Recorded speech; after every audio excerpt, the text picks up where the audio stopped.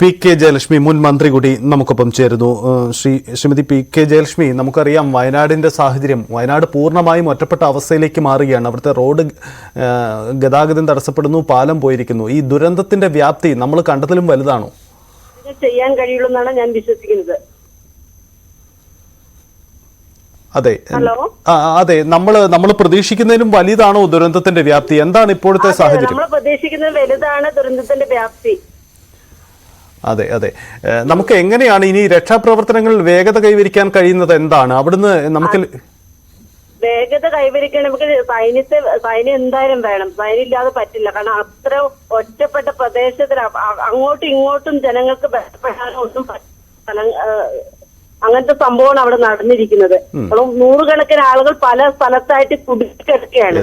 അപ്പം നമുക്കതില് എനിക്ക് തോന്നുന്നു സൈന്യം ഉണ്ടെങ്കിൽ കുറെയൊക്കെ കൂടുതൽ കാര്യങ്ങൾ ചെയ്യാൻ കഴിയും. കാരണം NDRFന്റെ സംഘമൊക്കെ ഉണ്ടെങ്കിൽ പോലും നമുക്ക് അവരുടെ സേവനം കൂടി അതാണ് അത്യന്താപേക്ഷിതമായിട്ടുള്ളത് അവിടെ.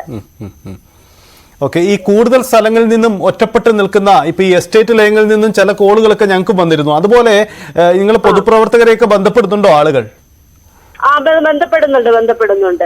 കുറെ പേര് ഒറ്റപ്പെട്ടിട്ടുണ്ട് ചില കാരണം കുറെ പേര് വീട്ടിൽ തന്നെ കുടുങ്ങിക്കിടക്കുന്ന സാഹചര്യം പോലും ഉണ്ട്. കാരണം നമുക്ക് അവിടെ എത്തിപ്പെടാൻ പറ്റാത്തൊരു സാഹചര്യമാണ് ഇപ്പൊ അവിടെ ഉള്ളത്, നിലവിലുള്ളത്.